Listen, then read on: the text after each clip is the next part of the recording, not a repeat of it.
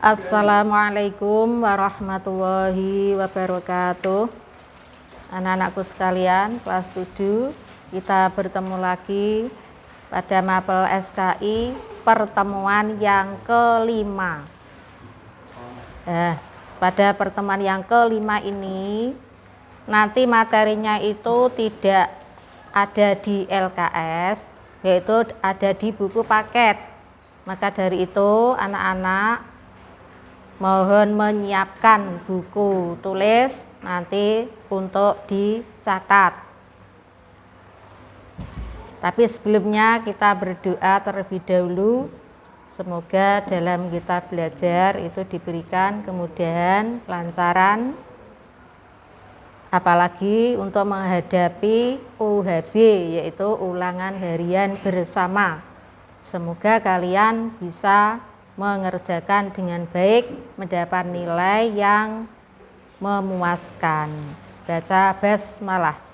Bismillahirrahmanirrahim. Adapun materi yang akan kami sampaikan yaitu strategi dakwah Nabi Muhammad Sallallahu Alaihi Wasallam di Mekah. Kemudian yang selanjutnya itu materi pokok. Kemudian pada sub pokok bahasan yaitu prioritas dakwah Nabi Muhammad di Mekah. Selama Nabi Muhammad di Mekah, prioritas dakwah Nabi itu pada masalah-masalah yang berkaitan dengan beberapa hal.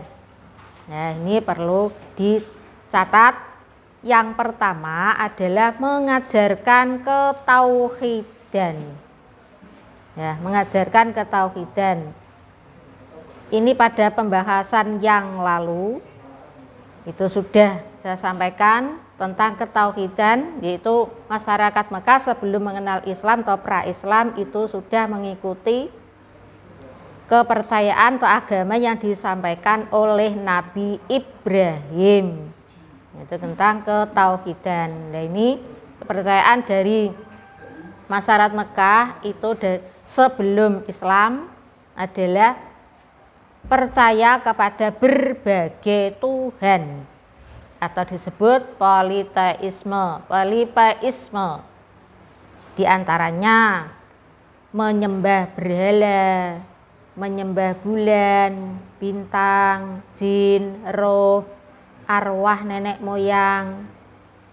Nah, itu semuanya disembah sebelum dia mengenal agama Islam.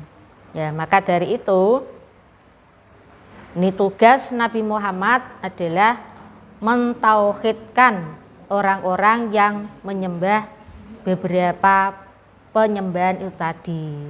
Ya, supaya dia menyembah hanya kepada Allah yang Maha Esa, karena Allah itu tidak beranak dan tidak pula diperanakkan. Ya, ini dijelaskan dalam Al-Quran juga pada surat Al-Ikhlas, ya, mengenai Allah tidak beranak dan tidak pula diperanakkan. Yang kedua adalah kondisi masyarakat Mekah yang menyembah berhala. Karena dia itu kebanyakan menyembah berhala sampai membuat berhala mencapai ratusan buah. Nah, pada pelajaran lalu kan sudah berhala itu dibuat mencapai 360 buah. Karena dia banyak yang menyembah berhala, maka itu dijadikan kesempatan sebagai mata pencaharian. Terus banyak yang membuat berhala kemudian dijual. Nah, ini karena kondisinya seperti itu, tugas Nabi Muhammad mengajak masyarakat Mekah supaya dia menyembah kepada Allah, Tuhan yang Maha Esa. Esa artinya satu. Yang ketiga, menegaskan hari kiamat sebagai hari pembalasan. Masyarakat pra-Islam itu dia semula tidak percaya kepada adanya hari kebangkitan, bahwa manusia itu kalau sudah meninggal ya sudah, tidak ada urusan ya. Tapi ini tidak, menurut Islam kalau orang sudah meninggal nanti akan dibangkitkan kembali dari kuburnya untuk dipertanggungjawabkan tentang amal kebaikan atau amal perbuatannya selama dilakukan di dunia, baik itu amal baik maupun amal buruk, itu akan dibangkitkan kembali walaupun sudah beberapa ratus tahun dia meninggal ya, sudah tinggal tulang belulang. Lah itu dengan kuasa Allah akan disempurnakan kembali sebagaimana layaknya manusia. Kemudian dia itu harus mempertanggungjawabkan perbuatannya. Yang keempat, merubah perilaku masyarakat jahiliyah. Ya, masyarakat jahiliyah pra-Islam adalah dia melakukan perbuatan yang melanggar etika atau akhlak dan hak asasi manusia, seperti perjudian, minum minuman keras, merampok, perzinaan, dan perbuatan yang melanggar hukum dan tatanan sosial masyarakat, termasuk mengubur bayi perempuan secara hidup-hidup. Nah, ini untuk anak perempuan itu diperlakukan sebagaimana binatang. Jadi dia itu tidak menganggap wanita itu mempunyai derajat yang tinggi. Wanita derajatnya itu sangat rendah. Ya, maka dari itu ini tugas Nabi Muhammad adalah merubah perilaku yang demikian itu, sehingga dia itu dia itu mau melakukan atau menjadi makhluk yang baik dan benar, sebagaimana contoh dalam kehidupan yang dilakukan Nabi Muhammad, kehidupan sehari-hari dilakukan oleh Nabi Muhammad yang terkenal dengan sebutan Al-Amin. Nah, tadi mengenai akhlak Nabi Muhammad itu dijelaskan dalam Al-Quran surat Al-Qalam ayat 4 yang berbunyi, wa innaka la'ala khuluqin azim, wa innaka la'ala khuluqin azim. Artinya, dan sesungguhnya kamu benar-benar berbudi pekerti yang agung. Nah, siapa yang budi pekerti yang agung? Ini adalah Nabi Muhammad. Maka dari itu kita sebagai umatnya itu harus mencontoh perbuatan Nabi Muhammad. Yang kelima, mengangkat dan melindungi hak asasi manusia. Dalam kehidupan masyarakat pra-Islam itu ada tradisi perbudakan. Bagaimana perbudakan itu? Manusia itu dianggap sebagaimana budak, bisa diperjualbelikan seperti barang, dijual kepada majikannya, kemudian uangnya yang mengambil, yang menjual itu tadi. Nah, sehingga orangnya itu disuruh apa saja tergantung majikannya. Nah, itu rendahnya derajat manusia seperti itu. Seperti budak ya. Budak itu kalau dia bisa sebagaimana manusia biasa kalau dimerdekakan oleh majikannya ya. Maka dari itu ini tugas Nabi Muhammad adalah supaya menghilangkan sistem perbudakan, karena manusia itu mempunyai hak yang sama, baik itu orang kaya, orang miskin, orang berpangkat ataupun tidak, yaitu mendapat kedudukan yang sama. Ini menurut Islam. Yang membedakan hanyalah ketakwaannya. Selanjutnya, materi pada respon masyarakat Mekah terhadap dakwah Nabi. Bagaimana respon Nabi Muhammad ketika melakukan dakwah terhadap orang kafir Quraisy? Orang kafir Quraisy tidak senang, yaitu dia tidak mau menerima kehadiran agama Islam dan juga tidak mau dia tidak mau menerima ajaran yang disampaikan oleh Nabi Muhammad ataupun mengikutinya, ya, tidak mau. Ya, bahkan ada seorang tokoh kafir Quraisy yang selalu memusuhi Nabi. Dia adalah paman Nabi sendiri. Tokoh kafir Quraisy itu siapa saja? Di antaranya ada Abu Lahab, Abu Sufyan, kemudian Abu Jahal. Itu semuanya tokoh kafir Quraisy. Ya. Abu Lahab, Abu Jahal itu nama aslinya Umar bin Hisam. Dulu saya sampaikan bahwa ada dua nama Umar, yaitu Umar bin Khattab dan Umar bin Hisam. Umar bin Hisam itu yang terkenal dengan sebutan Abu Jahal.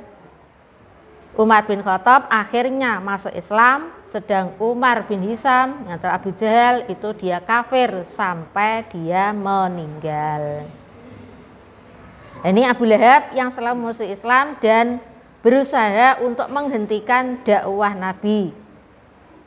Karena dia dengan berbagai macam cara yang dilakukan untuk menghentikan dakwah Nabi tidak berhasil, maka akhirnya dia itu membujuk Abu Thalib. Karena Abu Thalib itu ya paman Nabi yang selalu melindungi Nabi, membujuk Abu Thalib supaya Nabi Muhammad itu menghentikan dakwahnya.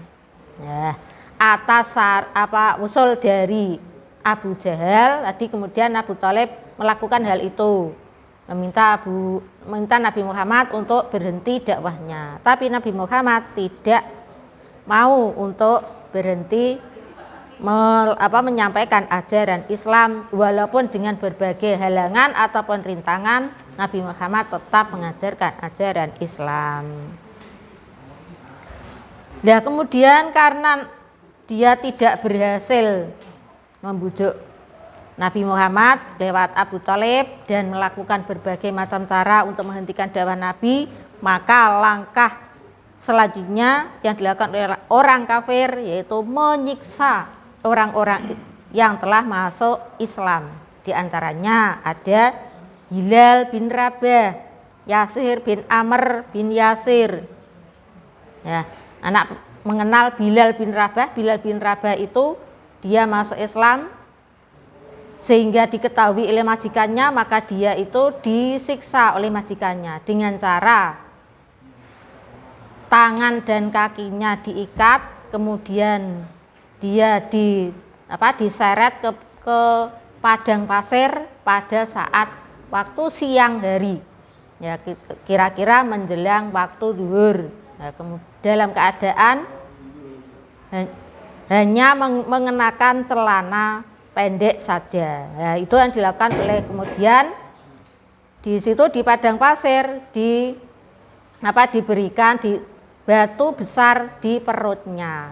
Ini untuk menyiksa menyiksa Bilal bin Rabah. Tapi akhirnya Bilal bin Rabah itu ditolong oleh Abu Bakar. Nah, dilihat oleh Abu Bakar, ditolong Abu Bakar, kemudian Abu Bakar menebusnya.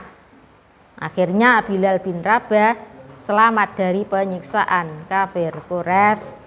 Langkah selanjutnya adalah beberapa faktor yang untuk menolak keras ajaran Nabi Muhammad. Kenapa dia menolak ajaran Nabi Muhammad? Nah, yang pertama, ketakutan kehilangan kekuasaan. Nah, dia takut kekuasaannya akan hilang kalau dia sudah masuk agama Islam di bawah kekuasaan Nabi Muhammad. Yang kedua, hilangnya status sosial. Status sosial mereka akan hilang karena di Islam itu tidak ada sistem kasta. Ya, sedang era kafir ada sistem kasta, ada kasta itu ada golongan rendah, golongan atas. Nah, kalau Islam itu kan sama, maka dia merasa takut hilangnya status sosial. Yang ketiga, hilangnya perdagangan patung. Kalau dia masuk Islam, maka dia tidak bisa berjual patung, karena itu sebagai mata pencaharian mereka. Nah, tiga hal inilah yang dilakukan oleh orang kafir kalau dia menyebabkan dia menolak ajaran yang disampaikan oleh Nabi Muhammad. Anak-anak, dua hal ini materi yang saya sampaikan mengenai prioritas dakwah Nabi Muhammad dan respon Nabi Muhammad, respon masyarakat Mekah terhadap dakwah Nabi Muhammad. Ya, tadi saya suruh mencatat di buku tulis supaya nanti kamu bisa mengulang untuk mempelajarinya. Karena ini hanya ada di buku paket, tidak ada di buku LKS kalian. Sebelum saya akhiri anak-anak, karena ini nanti menjelang UHB, maka jangan lupa anak-anak harus tetap belajar. Ya, dari materi yang saya sampaikan mulai pertama sampai keempat itu ada soal yang harus kamu kerjakan, yaitu dipelajari kembali soal-soal itu. Untuk yang akhir ini saya tidak memberikan soal, tapi hanya memberikan saran pada anak-anak supaya tetap belajar, tetap semangat. Semoga nanti dalam pelaksanaan UHB bisa mengerjakan dengan baik, mendapat nilai yang memuaskan. Akhirnya kita cukupkan sekian. Assalamualaikum warahmatullahi wabarakatuh.